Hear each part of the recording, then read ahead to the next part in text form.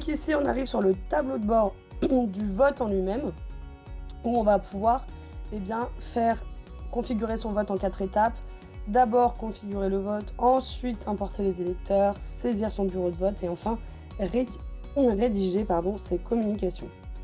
Donc la première étape, ça va être de créer le vote. Donc ici, on va pouvoir cliquer sur le bouton « Ajouter ». Et donc voilà, c'est une des particularités des du vote. Il n'y a pas de fonctionnalité superflue. Les élections de parents d'élèves, c'est de l'élection de liste.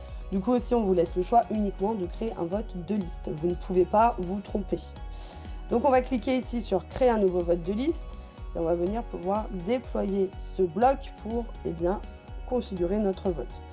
Donc ici, les éléments que vous allez pouvoir configurer, ça va être le titre du vote, donc élection 2025 des parents d'élèves du lycée Saint-Exupéry par exemple. Ça, c'est ce qui sera affiché sur l'interface des parents.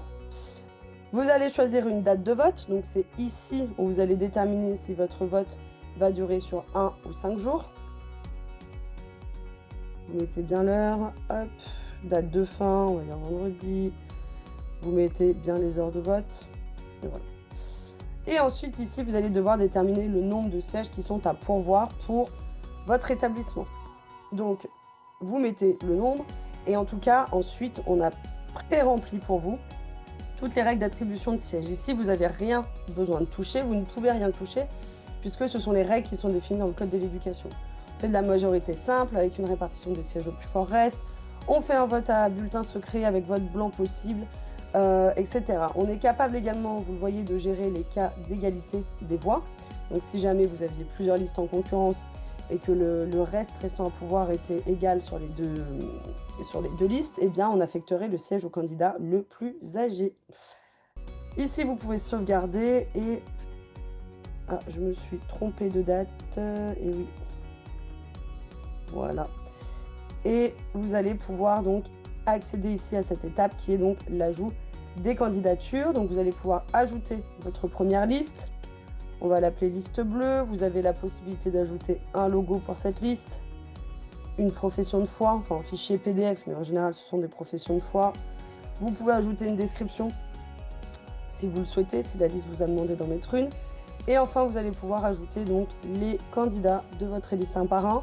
On va vous demander, si jamais vous aviez plusieurs listes, de saisir les dates de naissance. Si jamais il n'y a qu'une liste dans votre établissement, ne mettez pas les dates de naissance, on n'en aura pas besoin.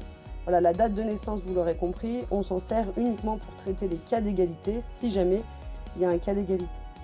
Donc voilà, là on a saisi notre première liste, on peut la replier pour ajouter donc une seconde liste qui va être la liste verte, pour laquelle on va également venir ajouter un logo, ajouter une profession de foi, et enfin les candidats de la liste verte.